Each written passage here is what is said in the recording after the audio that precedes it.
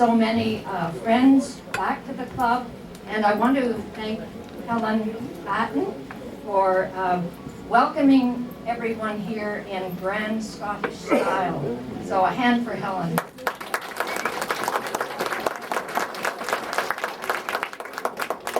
My name is Brenda Neal, and I was asked by the organizing committee to be your master or perhaps mistress of ceremonies today. The Lakefield Curling Club was formed in 1877, and the first president of our club was Roland C. Strickland, a name familiar to those of us who live in this area. And he held that position for many years. It's written that there were about 15 members at that time, and today I believe there are a little over 250.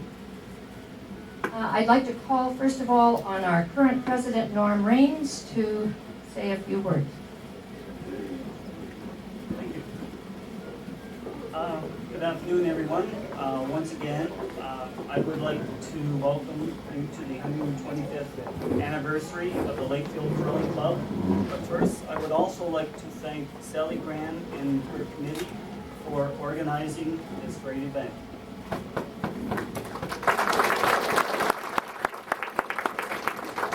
As current president, I would like to extend a warm welcome to all past, present, and honorable members for joining us in this celebration of this historical moment in Lakefield curling history. I started curling in Lakefield 5 years ago, and as being a member, I've always enjoyed the curling competition the club has to offer, the great friendship that it instores, as well as cold beer that the club always has around here. My curling isn't great, but the club is, and back in 1877, the same sentiments was probably felt by the members back then. Curling is a great sport, and as everyone knows, it's continuing growing in popularity. And it will continue to grow in Lakefield's future with you, its members, and friends. Thank you.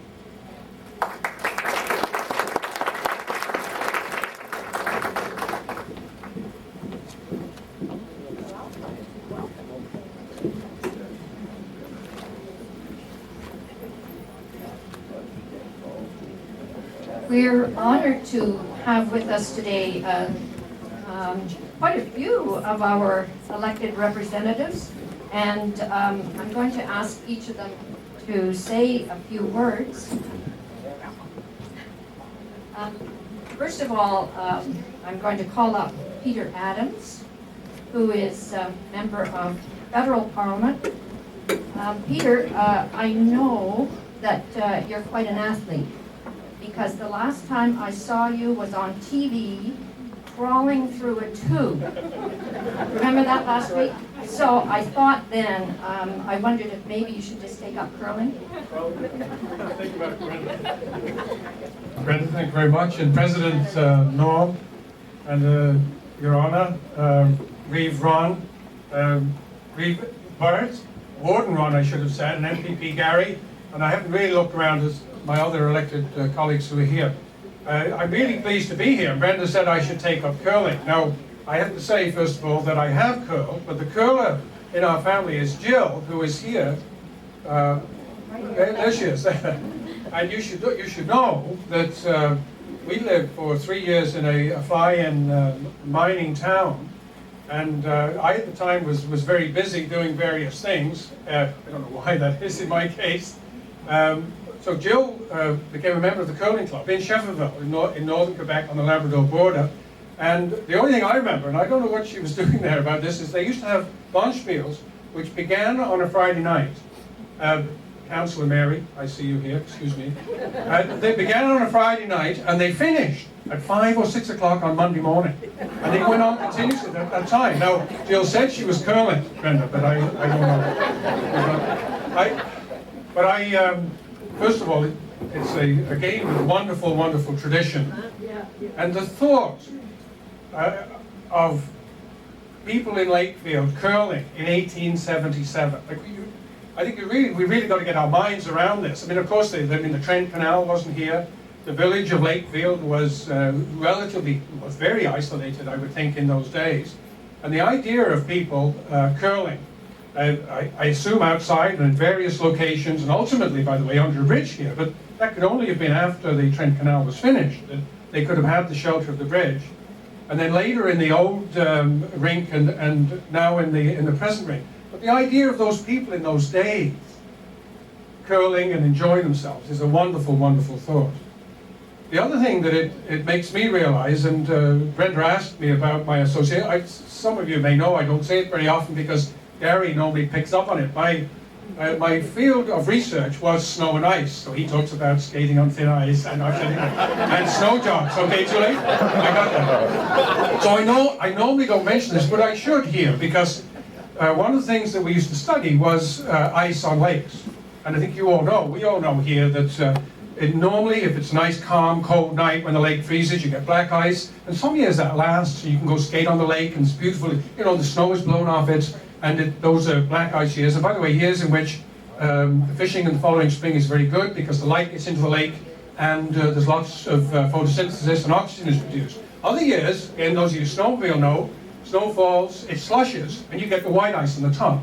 Now, I'm sure those old curlers knew more about that than myself with a PhD in the subject. And I'm sure of that because when I first came to Peterborough, I went up to McKay's Surplus, which used to be, you know where that is. And I said to them, look, I'm looking for, first of all I said, a cross-cut saw, but one with only a handle at one end, and I don't want the other end to be thickened, because I think, you know, in a cross-cut saw, to strengthen them, to hold the handles, they have to be thick at either end. So one of the Mrs. McKay said to me, well, why do you want this cross-cut saw? And I said, well, it's to cut blocks of ice. Oh, he said, you mean an ice saw? Do you want the tongs as well? And I went in the back, and he had all the ice cutting equipment and all of those things, which I'm sure the curlers of those days know. Anyway, that's not what I'm here for, is it? Ladies and gentlemen, on behalf of the Government of Canada, on behalf of Jill and myself, I want to congratulate the club on these wonderful 125 years.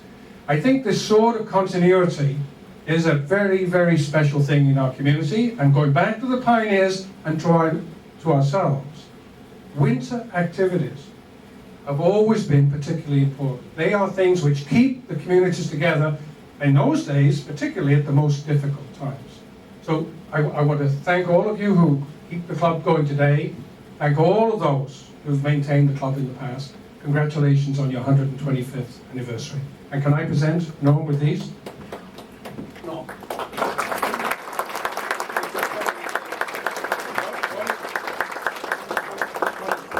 Prime Minister, who said he would have been here today, but he's golfing. Before they take the golf course off him.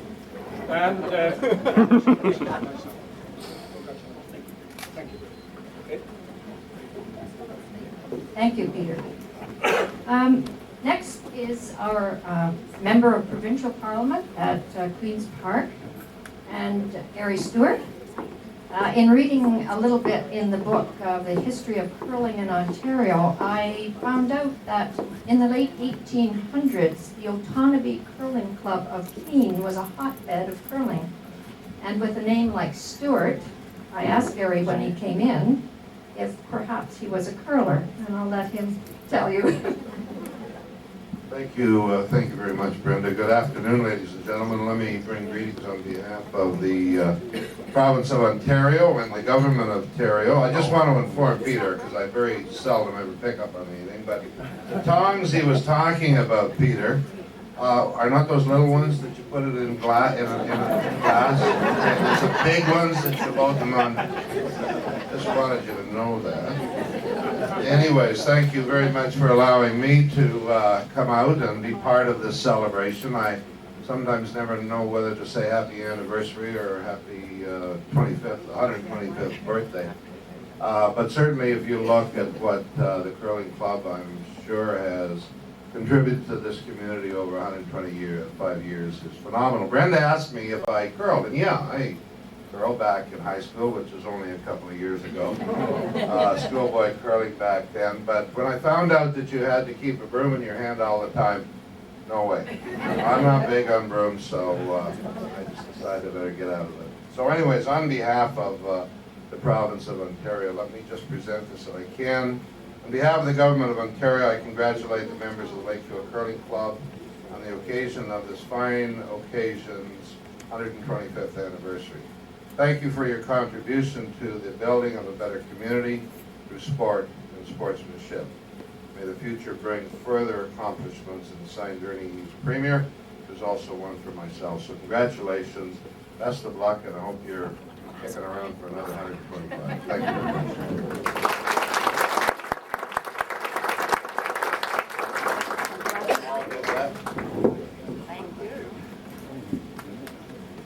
Okay, next I'm going to call on Ron Millen. Ron is here today representing Peterborough County as the warden. And in that story that I read about the Keene Curling Club, Ron, there was a story about a predecessor of yours, a Mr. William Lang, who was warden of Peterborough County in 1860.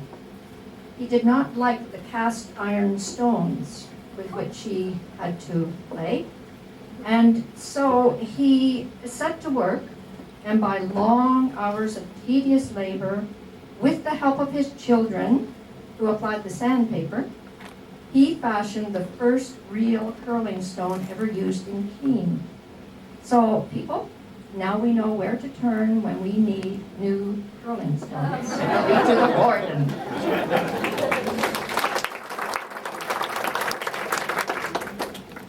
Thank you. It's a pleasure to be here and bring greetings from the county. You know, I hate all wardens are not experts in curling, I'll tell you. I hate to disappoint you, but I'll give you my brief experience. The Holstein Club in former Victoria County has an annual tournament. And most of these dairy farmers actually curl, but so I went out to the tournament, and being new, I of course was the lead. And the first thing I had a lot of difficulty with is getting the weight down. Throwing it straight wasn't too much of a problem, but getting the weight, I just couldn't do it. I either put it through or it would be way short, and I just couldn't manage it. But what I was having some success with was sweeping, and this was the old style broom. And after a few ends, I actually got the thing going whackety-whack, which was nice.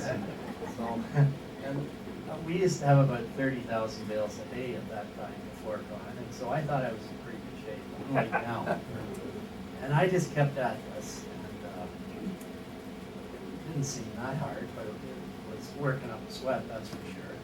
We happened to win that game, which was not mine, and we got into another game, and then we finally got into the final game. And let me tell you, then I got home the next day, and I couldn't move my right arm. So I'm not, I think I'll have to leave, Burritt would be in much better shape for throwing than I am. And I think it must run in my family. I did try to persuade my father when he got older to go curl, and he did go once or twice. But he came back and told me, you know, if I have to sweep that hard, I'm going to be sweeping the stable. Anyway, you hear quite a few stories. I heard one when I came in here from a gentleman, and I just nodded my head in agreement. He said there used to be an owl that used to ride these stones when they throw them down. And I just said, yeah, sure. But then we saw his clipping up there on the wall, so that actually did happen. Anyway, as I say, we'll leave the curling delegate, I think, will be our Reeve. But I congratulate you on your 125 years. It's quite a record. And looking through the pictures, a long list of the Lakefield residents, really the surrounding territory. And I don't know if this is the oldest curling club outside Peterborough, is it? Peterborough was 1 year before us. 1 year before us. So congratulations, and it's a pleasure to be here. Any delegates, Garrett will do that for the township.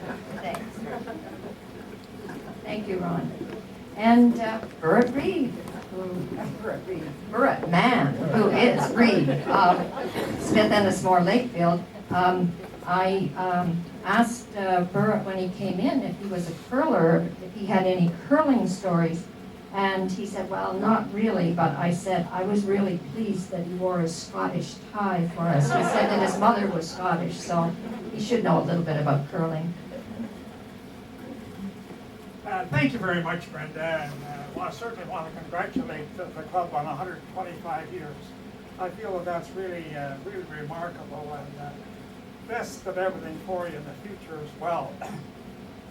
I don't have any, I heard a story the other night that Richard Hayden told, and I think maybe I'll tell that. But anyway, when Richard Hayden was a master of the Lakefield College School, when Prince Andrew was there, Prince Andrew was painting a picture to send home to his mother. So Richard, he's already painted a couple of murals of Bridgenorth. He is a remarkable painter and artist, I guess, maybe. So anyway, he decided he would put in a few clouds and a few branches of trees and things. And Prince Andrew was very pleased. He said, you know, with your talent and with my signature, we can make a lot of money. So I will like to present this to you, sir. And on behalf of the Township of Smith Ennismore Lakefield, and extend my warm congratulations to you, the Lakefield Curling Club, on the occasion of your 125th anniversary. Through the sport of curling, the Lakefield Curling Club has provided recreational and social activities for many community members over the years, from 1877 to 2002, and assigned by myself as Reeve of Smith Township. Congratulations, wishing many, many more years of curling.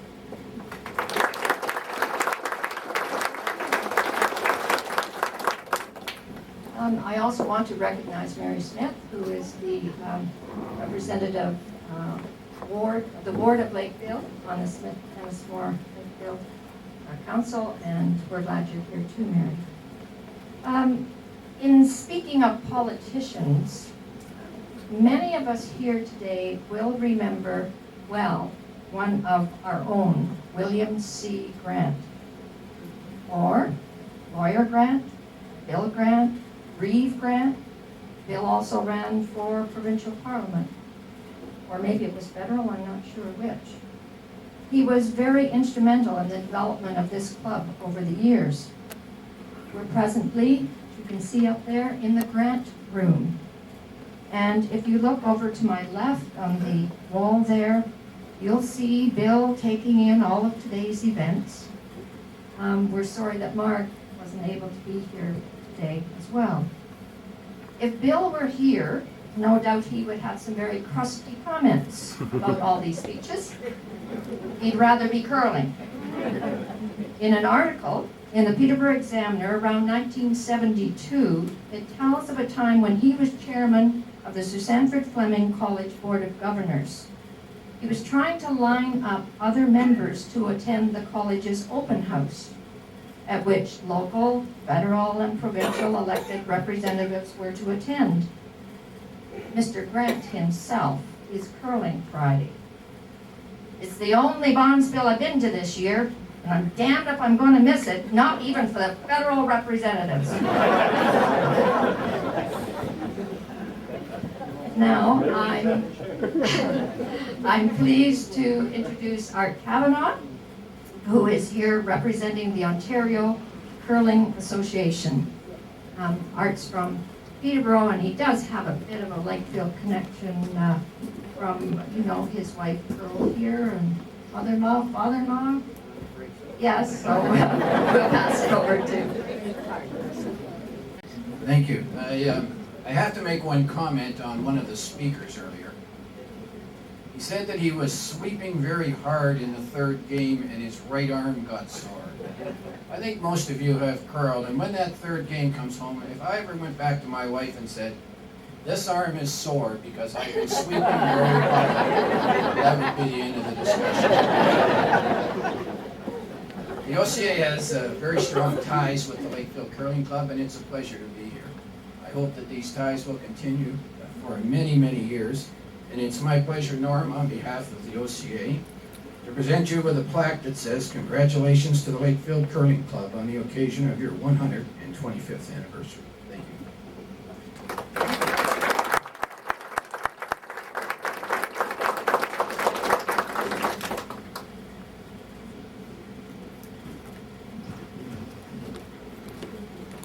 So on behalf of all of us at the Lakefield Curling Club, thank you, Art, and to our members of Parliament and representatives.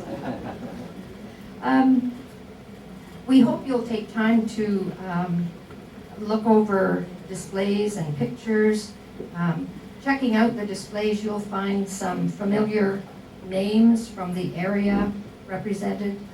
E.A. Tanner, W.J. Charlton, W.W. Leonard, Stella Knox, B.Q. Dench, J.W. McKercher, the Northies, Elwood and Christina, the Grants, Hamblins, Richardsons, Stewarts, and some of you will remember that Christina Northey, who was a pharmacist with her husband here in the village, was president of the Ladies Ontario Curling Association in 1946 and 1947. It's neat to look around and recognize people who have come to celebrate with us today. We'll be mentioning some people as we go along as past presidents, but I'd particularly like to mention the Grain brothers, who are here in numbers today.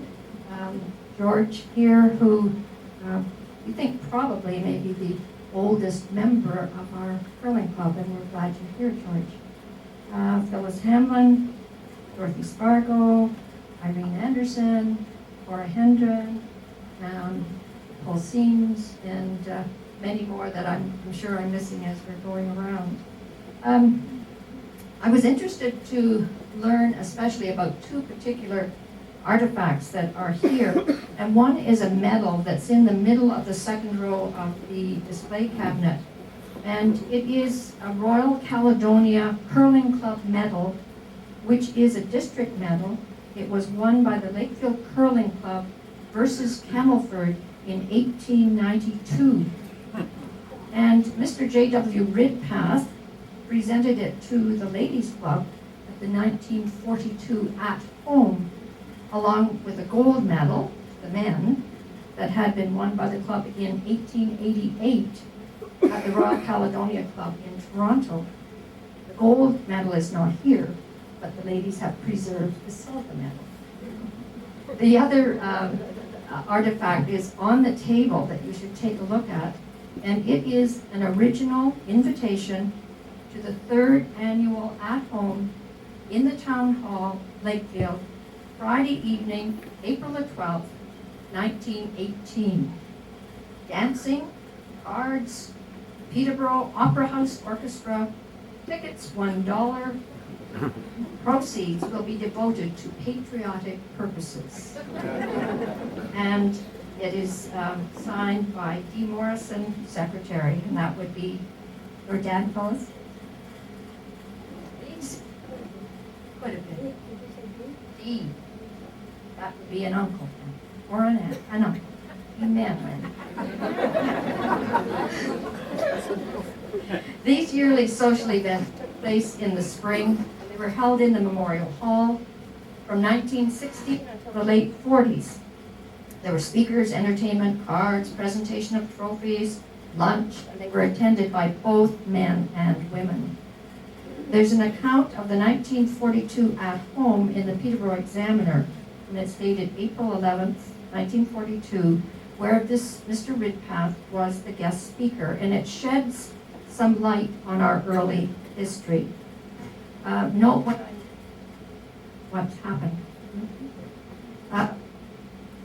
When I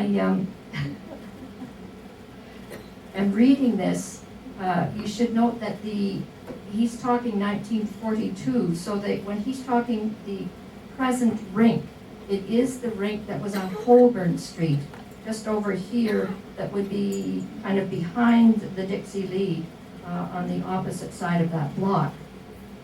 Reminiscing, Mr. Ridpath recalled the first curling 75 years ago in a rink, now gone, on a site just north of the present structure and built by the late R.C. Strickland.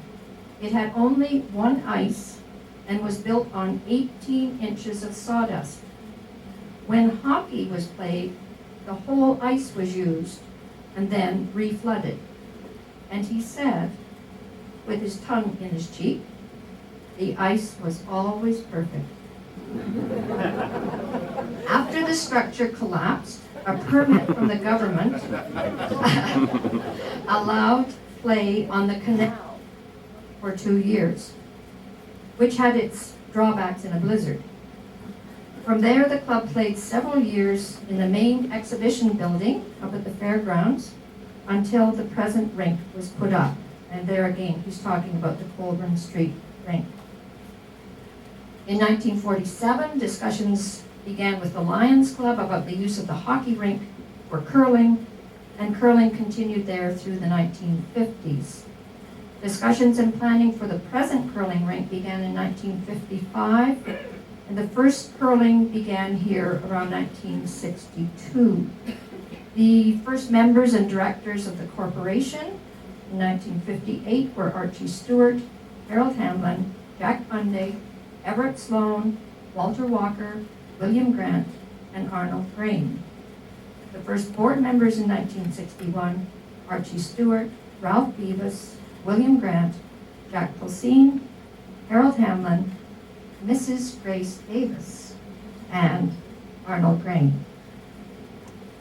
To commemorate this special event, the anniversary committee arranged for George Elliott, well-known artist, to create a collage representing 125 years of curling.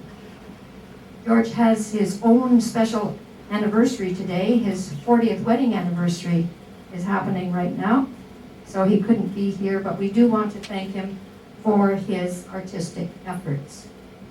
When this club came to the building stage, the board of directors could not secure a bank loan, and so 6 people signed personal notes of $10,000 each so that the club could be built.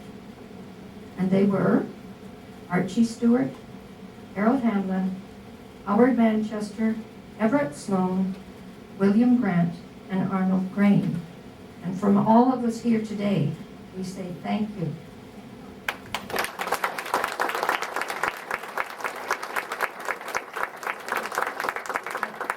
We have some of those people here today, Archie Stewart, and Arnold Grain, and Phyllis representing Harold.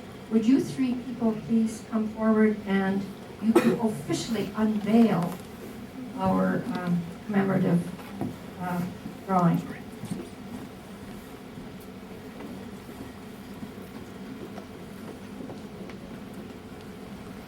We've been around a long time, haven't we?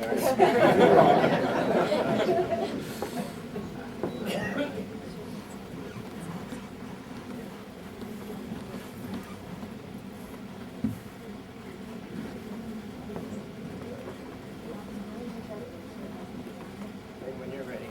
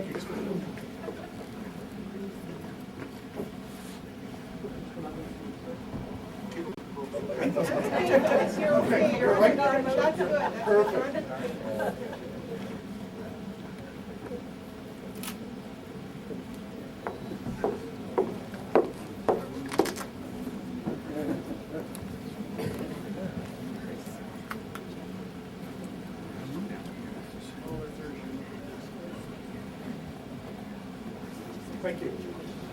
Thank you very much.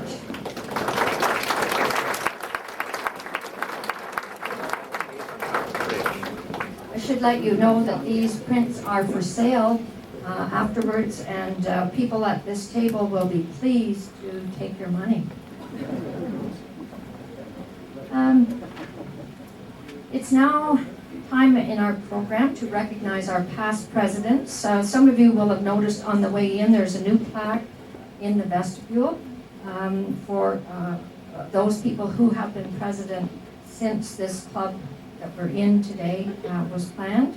And I'm going to turn this over to Sally Graham, who's chair of our anniversary committee, and Norm Raines, our president, to do the honors.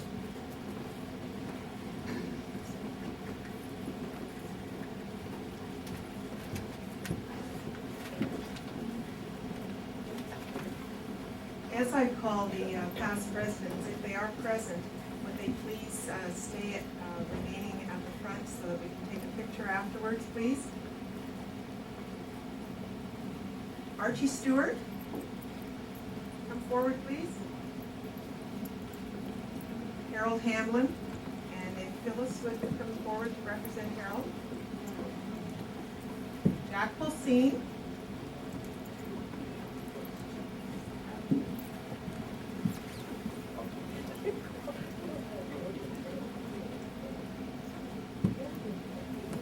Dean Lynch, Bill Grant, Terry Jewell. Would Peggy be here today, Peggy Jewell? Ed Richardson?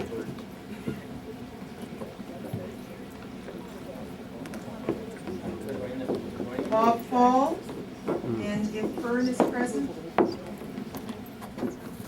Ken Robinson, would Barb please come forward to represent Ken? Dave Lee. Harold Trude. Elmer Strong. Jim Fisher.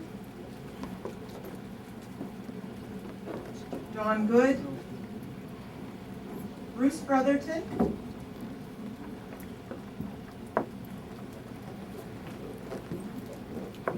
Morris Willett.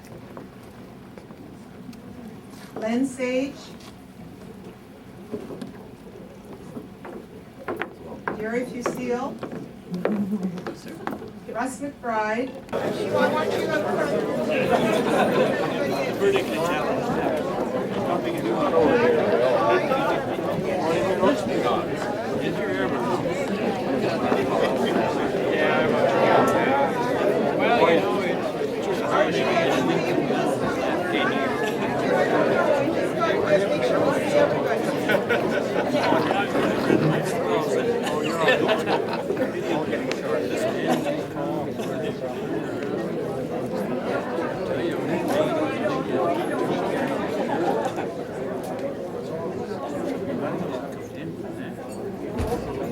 While these people are smiling at the camera, I'll tell you that the pins that they receive are newly designed pins for this special occasion, and they are available for $5 each, and I was told that there are enough on hand to sell to former members, and current members will get their chance later.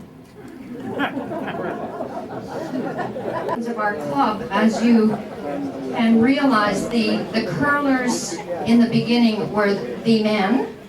The ladies were all known by, you know, like Mrs. Harold Hamlin. We know her as Phyllis Hamlin. However, things did change, and the ladies curling was organized in 1933, and I don't know if I said this before, but Phyllis is a life member of the Ladies Curling Club. The other groups had their beginnings after this particular building was completed. The Business Women's League, the Mixed League, the Seniors and Ministers Curling, and I can see all of those groups represented here today.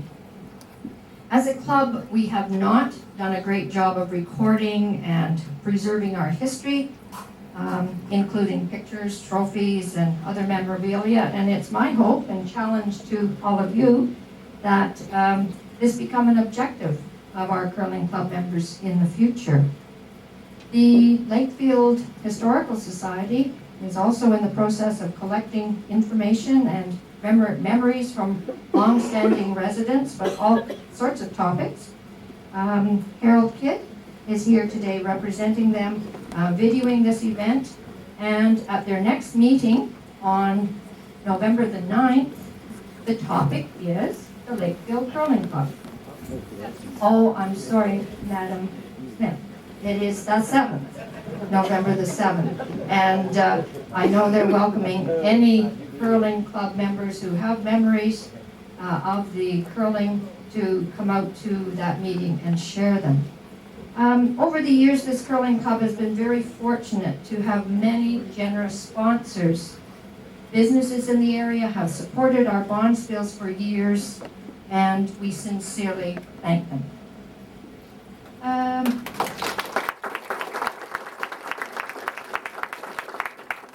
Having great ice makers always makes curlers happy.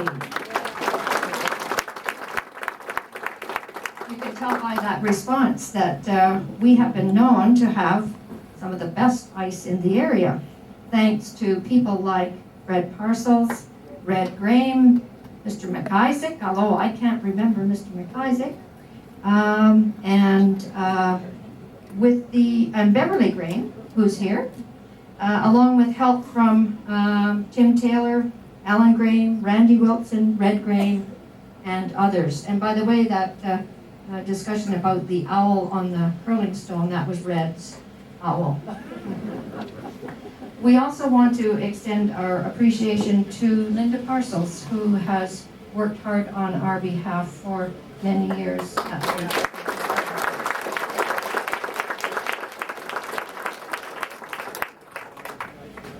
I mentioned the pins that are over here. I also see that donations may be given towards wine that was brewed especially for this occasion. Also, there are still a few spots left for the fun bonspiel, the 125th anniversary bonspiel, taking place Friday evening and Saturday, October the 18th and 19th.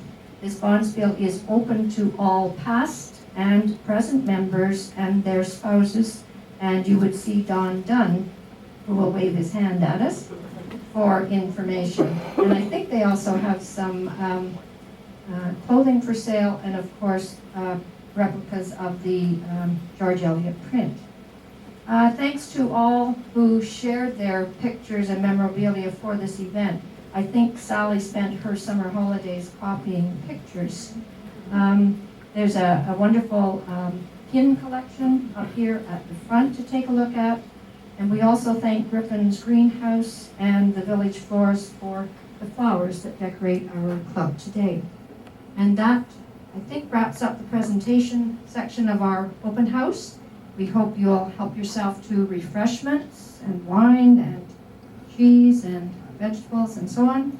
Take a look at the pictures and enjoy the great company of curlers. Thanks for coming, and good curling.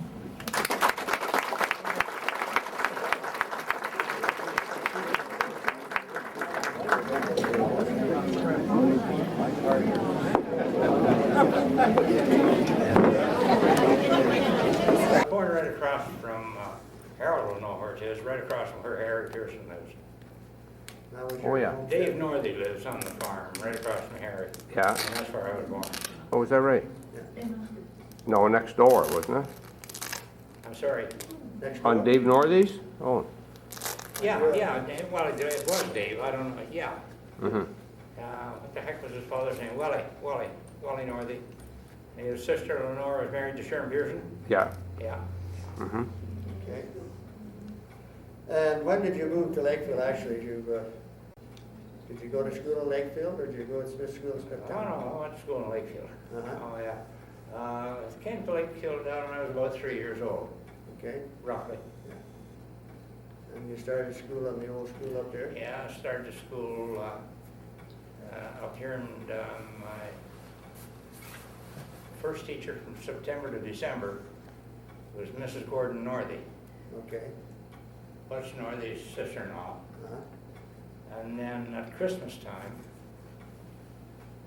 Elsie Kidd took over, and she was my first full teacher. I was in her first class. They had a reunion. Cora Henron was in her second class. And Les Kidd's little lad was one of her last pupils. I've got a picture of that. Oh, is that right? Yeah. Yeah. Yeah. Okay. And who was your other teachers that you went on? Oh, Is that Miss Dobus? Is it Dobus, you said? no, Eva Northcott, Myrtle Payne, Right? and Harry Wanamaker, Yeah. and our dear old Emma Kennedy. I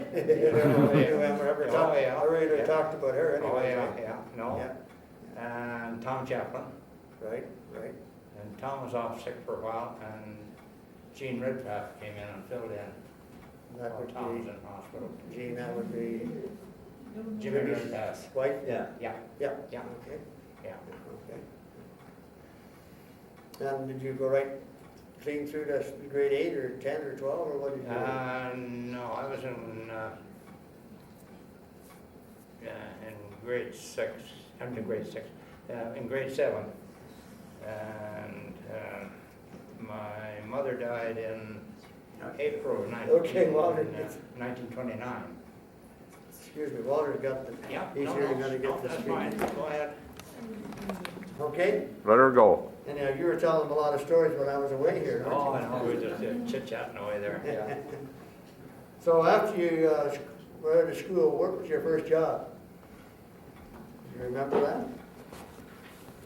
Did you go cutting wood, or, No. I got out of school in the 1930s, and I was living with my grandparents up on the 16th concession. That's the road into Curve Lake. Right, right.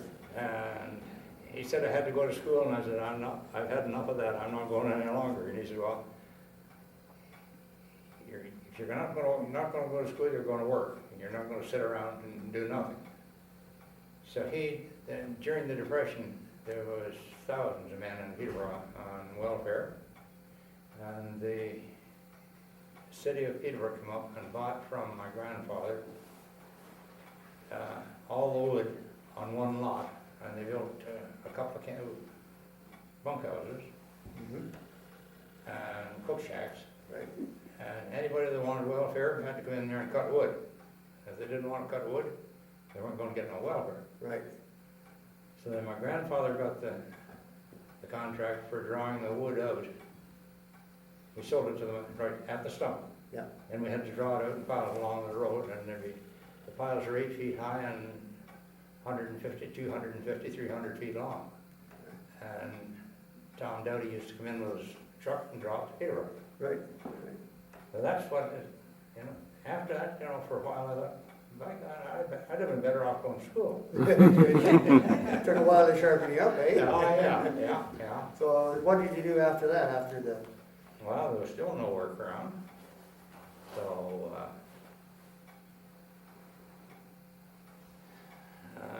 the Department of Northern Development was widening the road from Buckhorn to Bobcaygeon. But there was no bulldozers, no air compressors. Everything was done by hand. And the drilling was all done by hand. You had to drill 16 feet a day in red granite. that'd be fun. Yeah. Did you hang on, did you have the sledgehammer hang on to the drill? No, there was 3 men to a team. And one man would sit and hold the drill for a while, and then every time they hit it, you had to turn it. Yeah. And they used 3-pound hammers. They didn't use big 8-pound hammers. 3-pound hammers.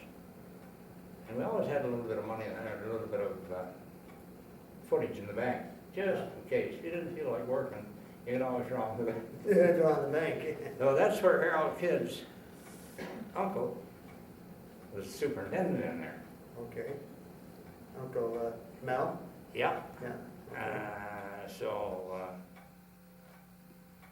he sent word out to the job, and we were working just east of the bridge, the Squaw River. He wanted to see me, so I had to go in, and he said, "You go pack your bag. You're going down the road. You're not old enough to be in here. You got to be 16." He said, "You're only 15." I said, "No, 16." And he said, "No, you're not. You're 15." I said, "No, 16." So he swore up and down I was 16 or 15, and I said, "No, I'm 16." So he said, "I'm going to Peterborough today," and he said, I'll go to the registry office and find out." So he said, "You do that." So he went to Peterborough and he couldn't find it because it wasn't registered in Peterborough. No wonder you couldn't find it. I was registered in Bridgenorth and he never did find it. Oh, yeah, right. Okay, he kept you working though. Yeah, oh yeah, he couldn't send it down because he couldn't find out. So I met him one time up at the mine.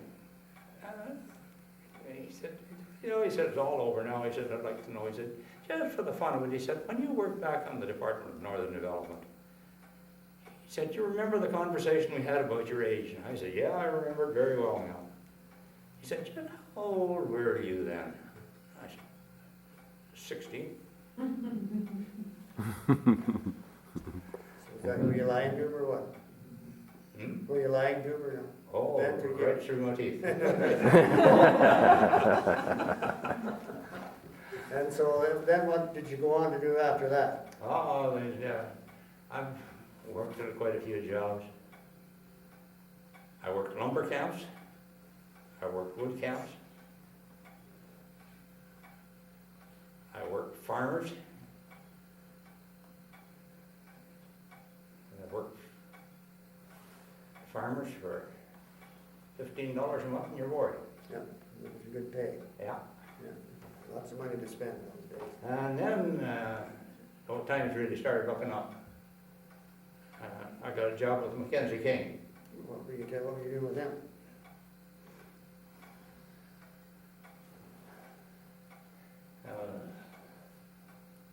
Mackenzie King was the Prime Minister of Canada. Right. And I was one of his $10 a day boys. Hey, that's all right, eh? Yeah. For those next 5.5 years. Okay. So what did you do for him? What kind of work? Well, not any more than I had to. But we were in the Army. We went from Peterborough to Nova Scotia.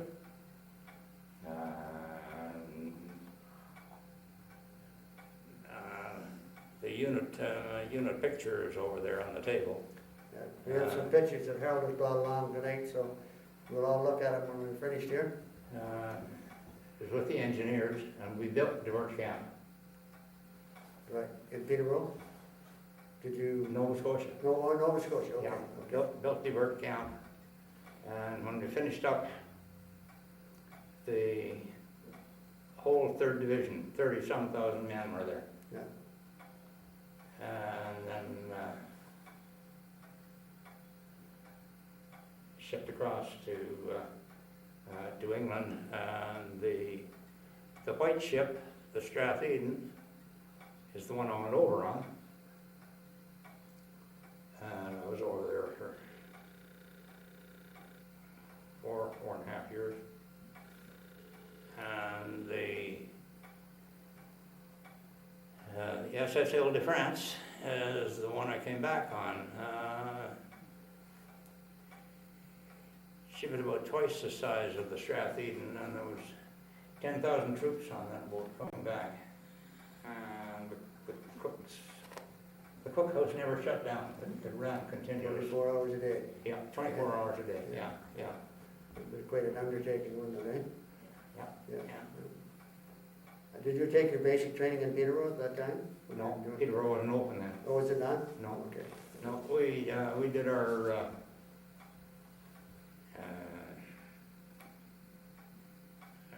call basic, I guess, at the Peterborough Armories. Over there, okay. Yeah, Yeah.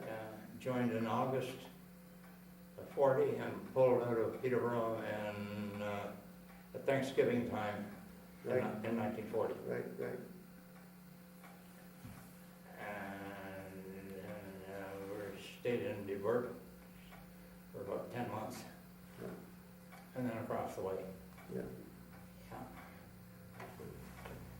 Yeah. And your father had a meat market in town, no? What Yeah. years did he have that? Were early before the war, I guess it was, eh? Oh yeah, 37. 37? Mm-hmm. Okay. Right across from Teddy Crockett's. Yeah, they were On the in corner. opposition, yeah. Yeah, what is now the south end of Home hardware? Home Hardware. Right. Yeah. right. Right. In there, I don't know, he wasn't there that long. I came in and worked with him for a while, and then I went back and stayed with my grandparents. And I went to Caucasian and got my training as a butcher with old Roy Purdy. I don't think there's anybody here that knew. I've heard of the Purdy's, but I You didn't know, know. yeah, well, Purdy had a butcher shop, and he did his own, had his own butcher shop and his own slaughterhouse. Oh, okay. Down by the Little Bob in Caucasian, that's still about 2 miles outside. Right, right. Yeah. Yeah. So, but that was prior to going in the Army. Right, right, right. So,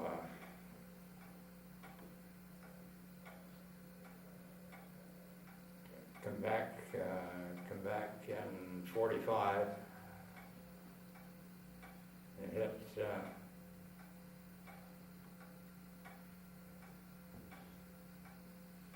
hit France in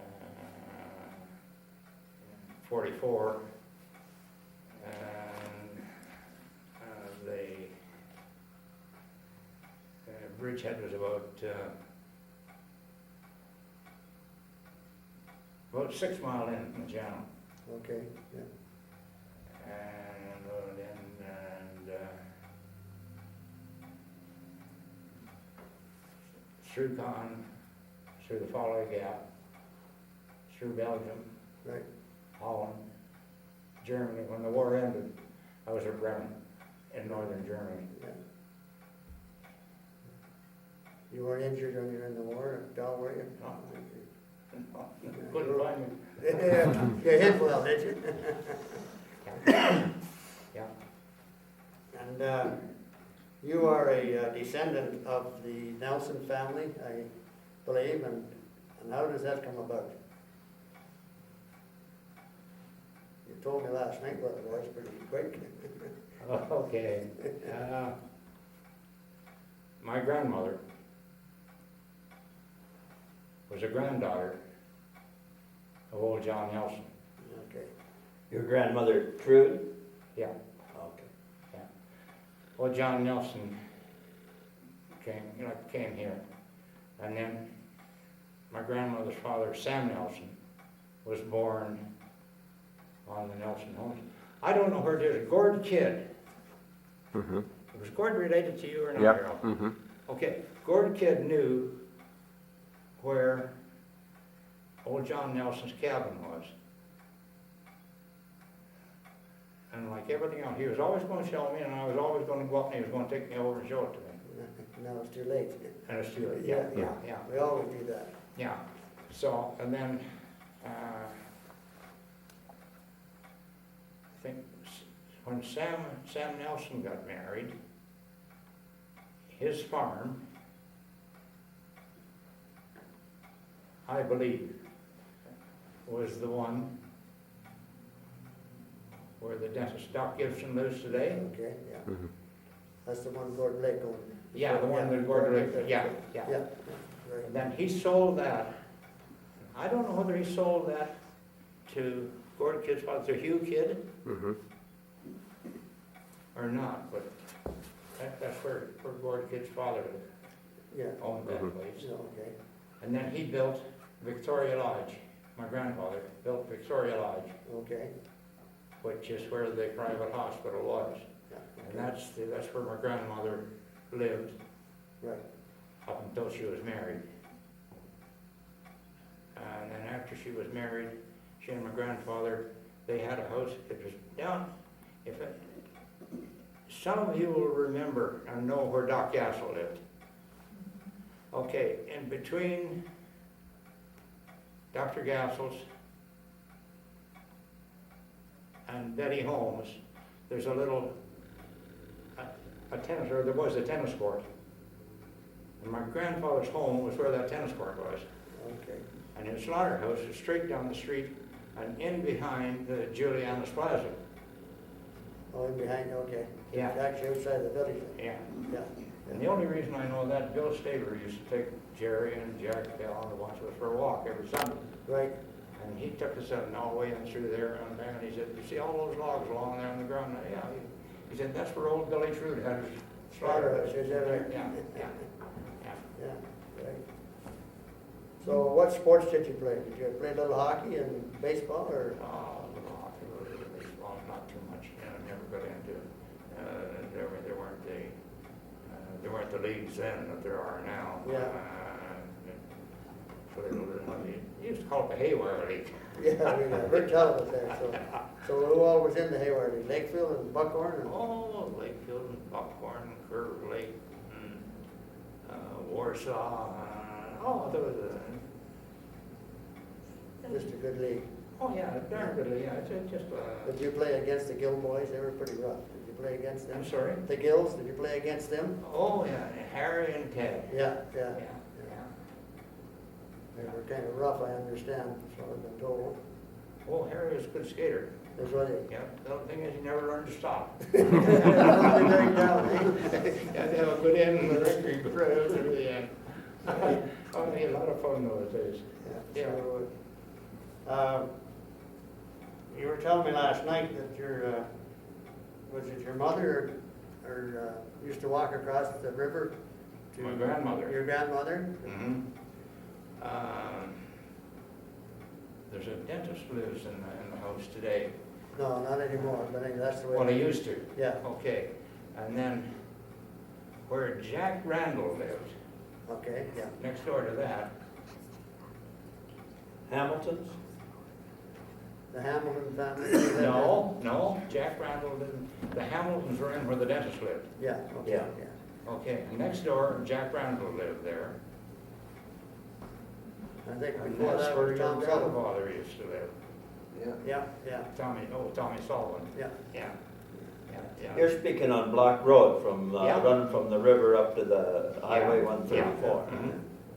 Yeah, there. So you used to walk across the river to the, I didn't, Victoria listen, line? before the locks was put in, Della Hamilton, I was working for his husband in 1951 when Miss Hamilton, Della Hamilton died.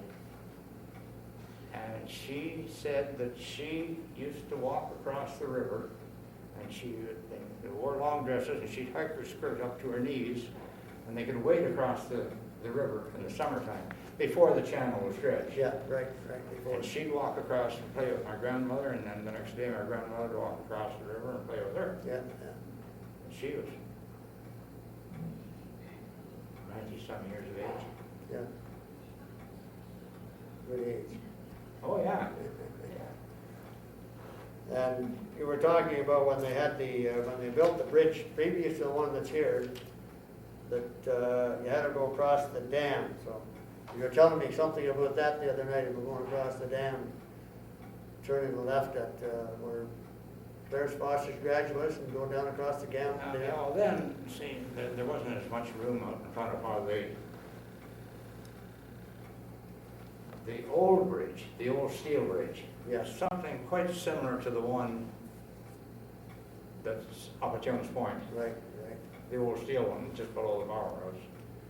And my mother used to walk across the street, to get over street on this old bridge. it scared the blue japers out of me coming across that thing, because in the spring when the water was going through rough, it was a plank sidewalk and a plank road for the horses and whatever. And the water used to splash up through this thing. A little scary. Yeah. And then they started building the first cement bridge. That was the one they just took down previous to the one that's there now, I guess, eh? The one that there's just south of the one that's there Right, now. right, okay. Okay. Yeah, And they came across the canal bridge and swung left right, down between the canal and the river, and where the old Legion used to be, right, right. down to the end of the dam, and then on the right, I went across the dam with cars Right, right. Until the bridge was finished. until the bridge was Yeah. finished. Yeah, yeah, yeah. Yeah, at that time, then the old raceway between the river, the canal and the raceway for the power roads, Right, that was still a log wall, and just filled with stones. yeah, yeah, right. And we were talking the other night about the changes on the main street from when you were a child, so can we walk up the main street and tell us what the stores were there that's not there today? So I think it was your father's butcher shop there on the corner. Oh, yeah, we'll start down at start at the post office. Okay, yeah, right, And the next store going up. north, yeah, Yeah, the next store was Frank Burgess, old Daddy Burgess, okay, yeah. drugstore. Drugstore and candy store too, right? Yes, That time? Yeah. so, okay. Yeah, Yeah, and the next store was Harry Sheeran's. yeah. Harry Sheeran Senior, Yeah, right. yeah, right, yeah. right. And then he sold out to Harry Boyle. Okay, And then the next one was Teddy Crawford. not the beach market, yeah. right, Yeah. And Martin Holland came into the corner store, which is now the southern end of Where your father had the Home, butcher yeah, shop. where Home Hardware. That's where Martin Holland was first. Right, Next door to him was T.C. Young. TCM, okay. T.C. Young was next to him. Next door to T.C. Young was Jimmy Redpath, the Lakefield News, Right, right, and Mick Allen's Pool Hall. yeah. Somewhere in there, and I'm not just too sure where, there was a Chinese restaurant. Yeah, Yes, I there was was. trying to figure where that was too. Do you remember, Cora? It was right where Holland's is now, because they had just came here when the Depression, they weren't in they didn't have Okay, Connie, where was Rolly Johnson's shoe store? Or dry goods store, and he sold shoes. I don't. It could have been where the Chinese restaurant was before. Before, Okay, then next to that was Dixon's, yes, Mr. Burroughs was manager. yeah. And next to that was Butch Northy's. The drugstore. Was it Rexall? Yeah, Rexall. Yeah, and he and his wife lived up above. And then there was Dave Miller's barber shop. And then there was nothing in at all until you got to, Porter Company, or was there something between Porter and? no, boy, there's a double store there. There was, Mr. Alec McDonald had a furniture shop, and Charlie Taylor's, Charlie Thompson's tailor shop. And then the Porter Company. And then Walter Northy's barber shop was on the corner where the little antique store is today. Jay Young's old store then. And you cross over the street and there was Harry Fitzgerald's hardware store and Walter Medill's plumbing shop out behind that. And then there was the old Royal Bank where the real estate is today. And then there's a little store, it's a flower shop today. And that was old Joe Fortier's harness shop. Well, then there was a restaurant there for a long time. I'm sorry? There was a restaurant where that place used to be. Kenny Gremlin had a restaurant in there. Yeah, Kenny Redmond had a restaurant in there after the harness shop, I think. Oh, Yeah, he that could, was yeah. much later though. Yeah, quite a bit. Harold is as old as Ken Remnant. Yeah, Yeah, definitely. yeah, oh, yeah. Shiner Graham also had a fish and chip, you know, where Sam had the meat market. Oh, is that right? Yeah. I didn't know that. I never, that's something. I Yeah, the never first knew. one, and then he Yeah, I had. remember where Warren Payne had the grocery store. Shiner Graham had a restaurant there at one time. Yeah, well, right beside it. Oh, Yeah, beside it. yeah. And then he moved from there and went up into the, What, up into the Brown. Yeah, Boat where, thing, Debbie's Ed is the now. Bone had the restaurant. Yeah, right, yeah. But then the other store, the last store in the lot, was Spence's. Yeah. And there was the old Mr. Spence, the old gentleman that started the store, lived in that white house between Spence's and the Church. old Anglican church. Okay. So that would be, Old Daddy Spence. that would be Percy and George's father. Father, yeah. And he used to deliver bread and every day, so did Porter's. Yeah, yeah. And in the summertime, it'd be in a wagon with a horse, and in the wintertime, it was a sleigh and a horse, and they'd deliver bread every day. They come to your door, whether you wanted bread or not. Yeah. On the other side of the street, do you remember the other side of the street?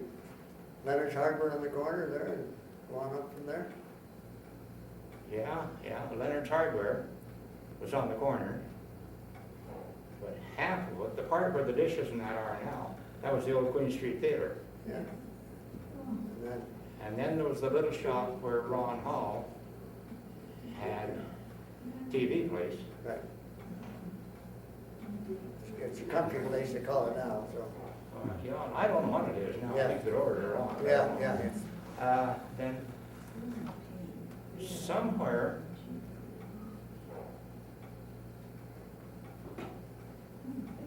when I was young and small, next door to that, there was a building there, just a foundation. And there'd been nothing in it for years, and it was just an empty foundation. My grandfather had a butcher shop somewheres along there, and it burned down. And Ron and Madge were doing some renovations on their shop. So, yeah. And the part towards the old hydro office, there was boards, some of the boards on that wall were all charred, they were burned. So whether that place where the foundation was, I don't know whether that was. I think it probably was there, could be. Yeah. Then Wes Leonard built the bank. That was for the Bank of Commerce. Right. And then Charlie Tanner's. And the next one? Yeah. Did Charlie build that building himself, or somebody else built it before him? Or I don't know. You don't know? Okay. I don't know. The Bell Telephone office was in the back end of Yeah, I it. remember that, Yeah. yeah. And the next one was Dr. Moore, his house and his office. Okay, and that's where the cafe is there now, right? No, that's where he lived. Oh, okay. Yeah, but there's a little, A little cafe in there right now. Yeah, where Yeah. Dr. Moore lived, Yeah. yeah. And, the next little house was where Walter Preston and his wife lived. And the next was old Steve Harrison's. And later Frank Hoyle lived there. Yeah. Okay. And theater down there a while too. Yeah. That was Steve Harrison's. Yeah. And then, the next one was Al Hudson's second-hand Second shop. hand store, yeah. Yeah. Yeah, The next was Peacock's. yep, The next Ed Milledge's. right. And at one time, that was Johnny Walden's butcher shop, too. Yeah, part of Villages, yeah. Yeah.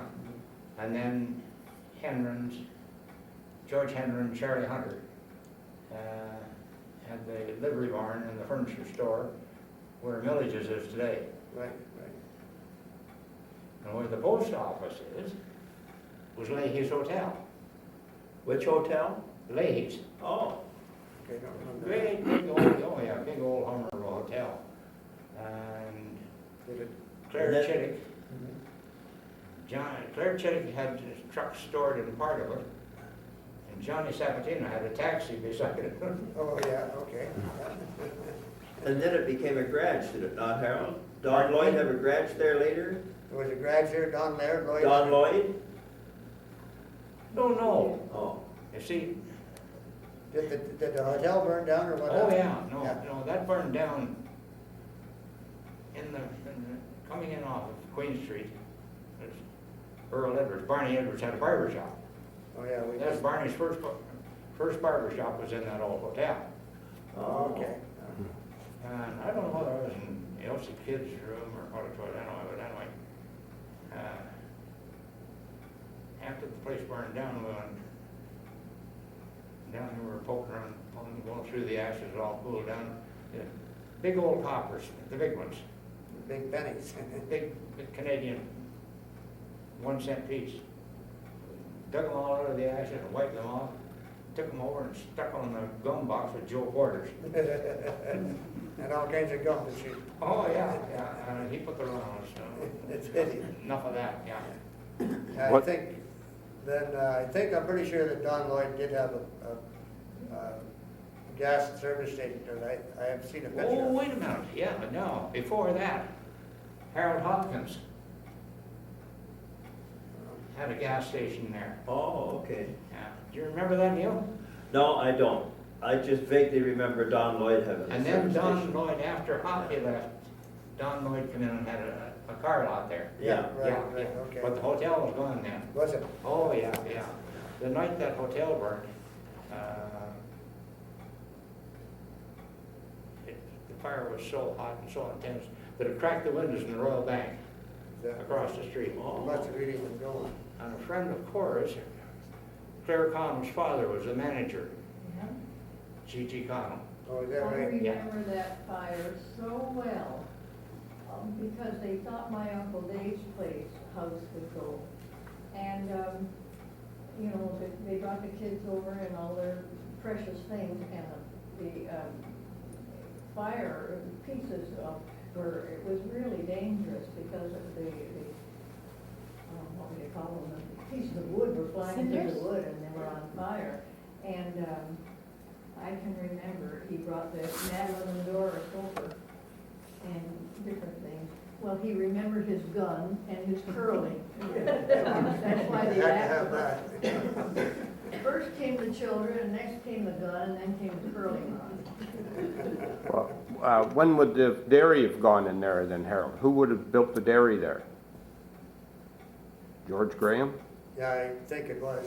No. The fellow came in there and it was a big old house. Mm-hmm. And right between, I guess where the parking lot is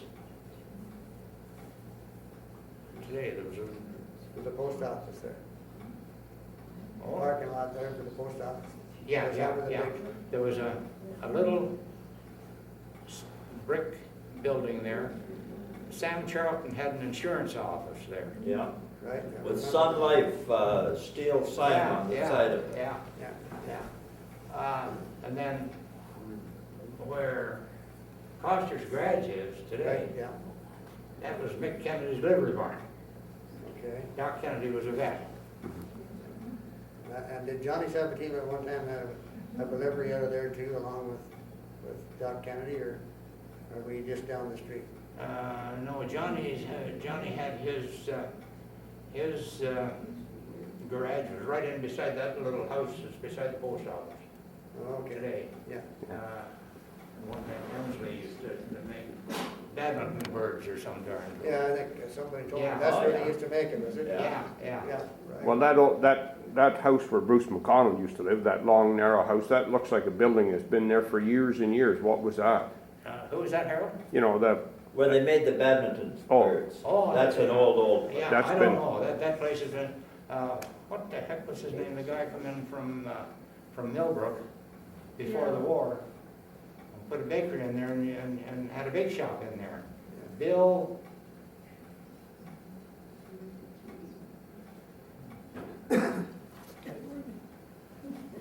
Can't remember. No, it's there, but it won't come out. Bill. He He's in real estate in Peterborough. I run into him one day, and he had this, I tell you, he made some cracking and honeyed up the different donuts. Boy, They were good. the baker, yeah. Yeah. But this place of Kennedy's, it was similar to the one that Hendricks had. Okay. And they used to, in the front they used to keep the buggies and the cutters and whatever. And the old horse-drawn hearse, Oh, yeah. that was there for years and years and Yeah. years. Yeah. And they used to take, you know where Doc Keats built the house out on 507? Yeah. Just below Selwyn. There was a ranch there, and they used to take their horses out. They'd run them for so long, or work them for so long, take them out, put them out for a month, and bring another batch in. Oh, is that right? Yeah. They always keep fresh horses around. Yeah. Doc Kennedy, nobody called him Doc, they just called him Mick Kennedy. Yeah, I've heard. He got to be game warden.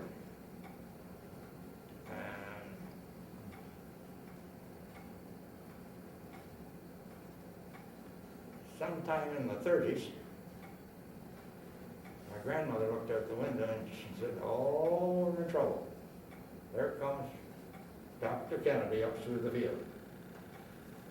So when he came to the door and he knocked on the door, he said, "Mrs. Trude, I wonder," he said, "if I could get a bite to eat." She said, "Well, certainly, Mr. Kennedy, come on in." He said, "What are you having for dinner?" She said, "We're having fish." She said, "My husband speared this last fall, and we've had it salted all fall, or all winter." When she seen him coming, she just grabbed the old salt crock and started throwing the salt in.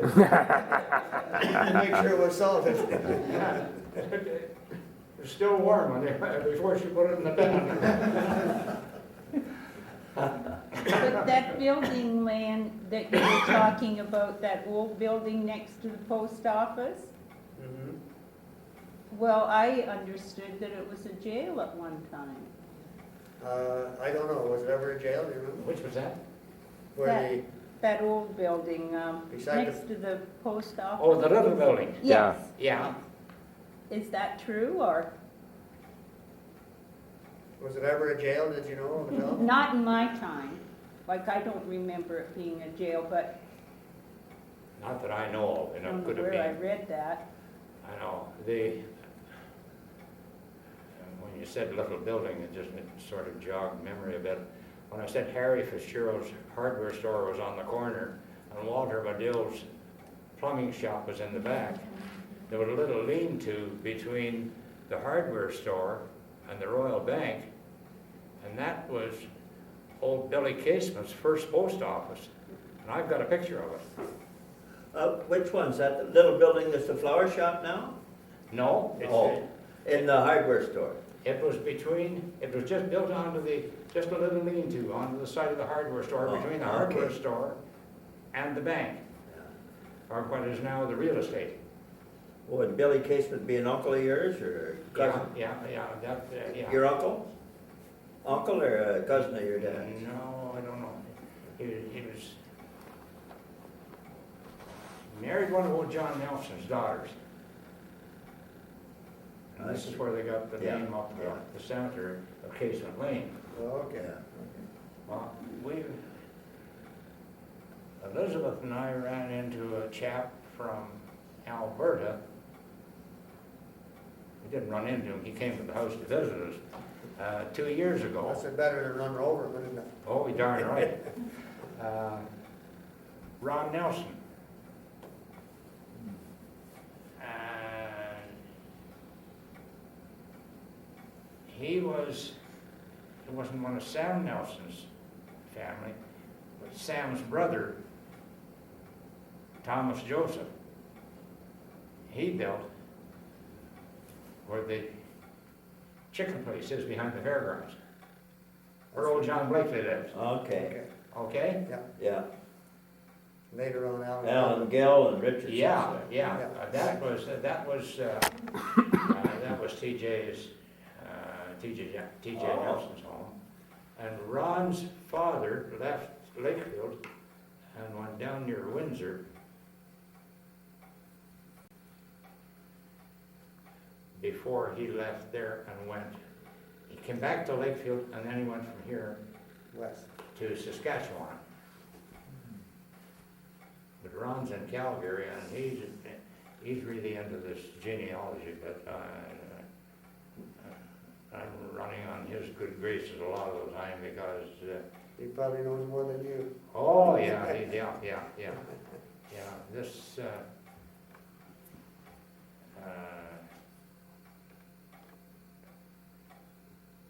when my grandmother Pearson was living, or my grandmother Trude, we never talked about this stuff because this genealogy on your family just wasn't a big thing then. No, nobody seemed to worry about it. Yeah, and now it's too darn late. Yeah, a lot of stuff it is. Yeah. So who was the first policeman that you remember? Bob Webster. Bob Webster, big Bob Webster. Mhm. And he looked after everybody pretty well. Oh, yeah, well, yeah, and the jail was in the municipal hall. Right. Yeah, the jail was in there. As far as I know, it's still there. Well, not really, I don't think it's there, but anyway. Well, they'd have to really rip it. It was just a little square room with the bars and the windows, and a steel door. I don't think there's much. Yeah, it was on the west side of the building. Yeah. Boy, they drive trucks back in there, back a truck in there, towards the old fire hall. It was here up until Garnet Samus's time. Yeah. And it was there, because I remember he locked a local fellow up one time in there, and the fellow tore everything all to pieces. Tore the toilet and broke the sink and so on. I could name him, but it wouldn't matter. But most of the people never knew it was there because Lakefield was full of good people there.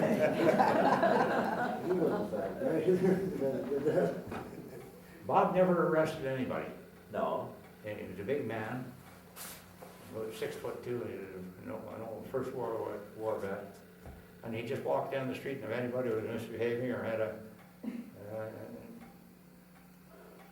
couple of drops of Jack Daniels too many, he just walk up and tap him on the shoulder and say, "You follow me, eh?" And turn around and walk down the street, and the guy would follow him down, and Bob would open the door, and the guy would walk in, he'd shut it and lock it, and that was it. Oh, no. Was he Carson's father? Yes. Carson Webster's father? Yeah. Oh, yeah. Robert's grandfather. Yeah. He had a piece of work there, if he did. Oh.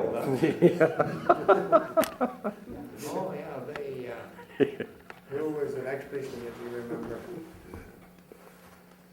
Wally Hendren, or was it? No, Claire Chittick was before that. Okay. Before him? I think so. Oh. Yeah, I think so. Uh-huh. And then Wally.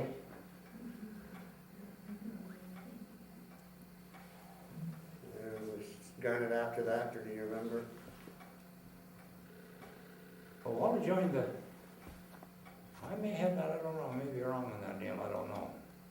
But I know Wally. I think Wallace Hendren was police chief around 1938 here in Lakefield. Because I think he was the police officer when that first carload went in the water here. Mm-hmm. Well, if he was chief, if Wally was the chief then, and Claire was before that. Yeah. And then the next one that I remember, right out of the way, and I don't know. The next one I remember then was Garnet Samus. Yeah, so he was, Garnet became police. About 43 or 44. Yeah. Yeah, he was at the Provo.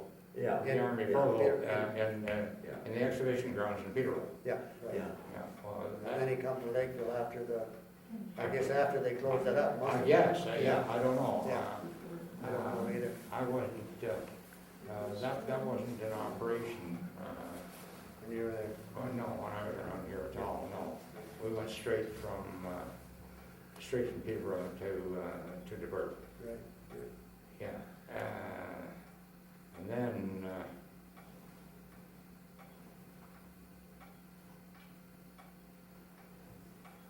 there was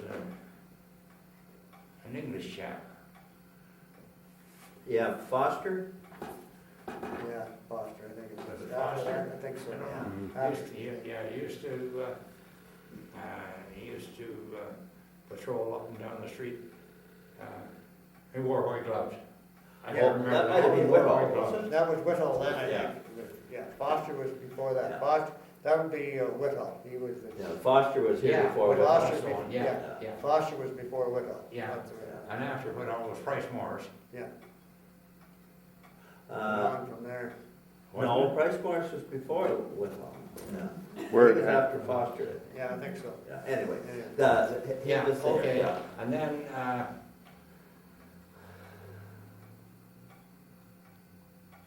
Poor old Mr. Foster, he was a nice police officer, but he was taking Bill Hanrahan into the Peterborough jail one night, and Bill was drunk, and poor old Mr. Foster was more drunk, and he rolled the car at the waterworks turn going into Peterborough, and he lost his job over it all. If he'd left poor Bill alone, it would never harmed anybody. He'd have maybe still been police officer. You never know. I did hear that. And you were telling me a few fish stories there last night about that, how simple it was to catch fish. oh, yeah. Yeah, There was fish in the lake that are not around there anymore. we forgot Paul Creighton. Yeah. Yeah. Paul was in there too. Yeah, he And, was chief. Yeah, Then there's a there couple of old timers here around Lakefield, and you know them both, Neil. And it doesn't matter, they're not around anymore anyway. But two of the local, what would you call them, upstarts? Anyway, whatever. Yeah, Two of the local boys. Oh, yeah, they never hurt anybody. George Pearson, and Rusty Curl. Oh, They decided to take it out of the dam, in that deep hole. It's in the spring. Or the spring run was just over, and they knew that there was lunch in that hole because they'd seen it. So they devised an idea that if they got an old wash tub, put 3 or 4 sticks of dynamite into it. Wired the dynamite up to the tub, and then put a couple of stones on the handles. The tub would float, and when the dynamite went off, the shock would go down and knock the fish unconscious, and then they picked them up. So they got it all fixed up, they put the tub in the water, and they lit the fuse, and they give it a shove, and the tub rolled over, and the dynamite The wrong way.